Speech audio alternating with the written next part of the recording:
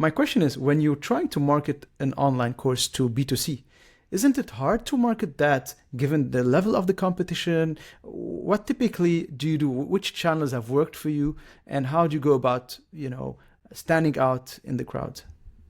Right. So the best way, so if you're just starting out, the best way you can do it is start a YouTube channel. And I would actually start 2 YouTube channels. Okay. Two. So yeah, two. One is in your industry.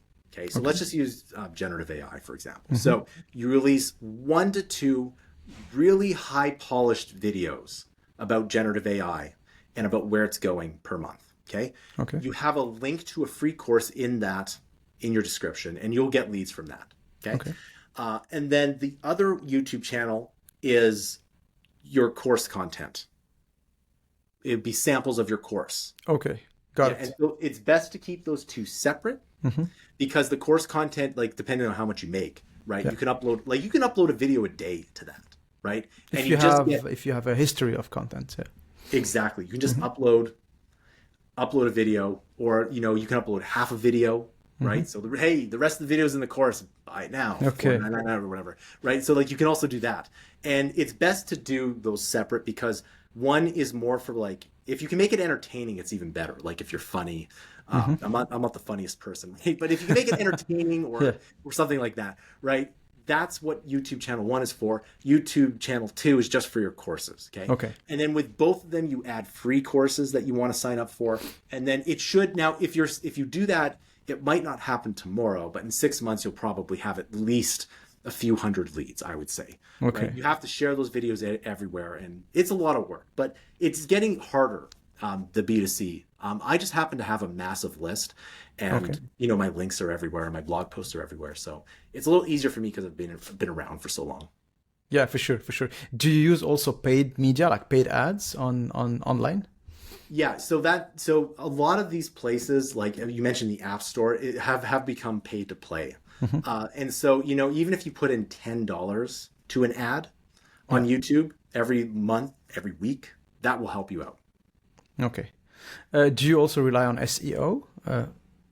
Absolutely. You do.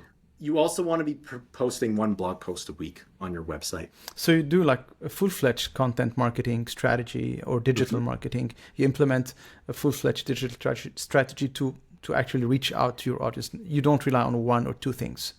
No, you have to have them. You have to be heard. Yes, to do that, sure. You have to have a lot of things. So go ahead. Sure. The good thing, I guess, about working with companies on the flip side is that if you sign one contract, you are signing up 10, 20, 30 employees or 30 people at the same time. So that's the benefit, and you get a bigger ticket usually, right? Yes. This is kind of the advantage. B2C is harder to get probably clients, but at the same time it's a volumes game, right? So you need to get many individual clients to be able to make up for the revenue, right? Right. Now, the flip side, though, is that B2C has a really long sales cycle, right? So if you talk to a company today, it could be 6 months before you land that deal. B2B, right? You mean? Okay, yeah, got it. So yeah, B2B. Yes. You're right. Right. Yes. Yeah. The B2C, so the thing that, again, if you use that formula that I showed you where you have 2 YouTube channels, you'll probably get a lot more success early on. And the reason for that is that you'll get people coming into your course and buying something. And then once you do, ask them what you like about it, and really pamper your first 10 sales. Yes. And then if you pamper them, then it's easy after that. Okay, interesting. What about social media in general? Do you rely on social media to market your courses, like Facebook, TikTok? I mean, these days TikTok is killing it. Is it a good platform to market e-courses, online courses as well? So it's probably better the short answer is yes. I don't do TikTok that much. I don't do social media that much. Okay. But yes, the answer is if you like making TikTok videos, I would do it. It's just for me personally. So I think I might start a TikTok. If a big trend comes around, that's when you start the TikTok, and you just make your name the whatever it is. So if, crypto might boom later this year, so you make nothing and you just talk about that one topic. Okay. Like you go niche. Yes. Okay. But the best thing is that, like, for example, there are different niches, right? Like tech is a niche, but it's a big Yes. one, right? And then you have Where sub niches underneath, right?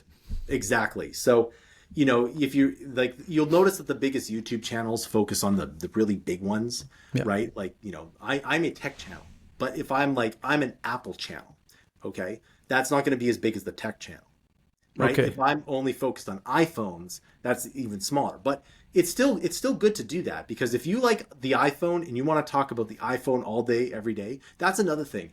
Is your YouTube channel doesn't necessarily have to relate to your courses.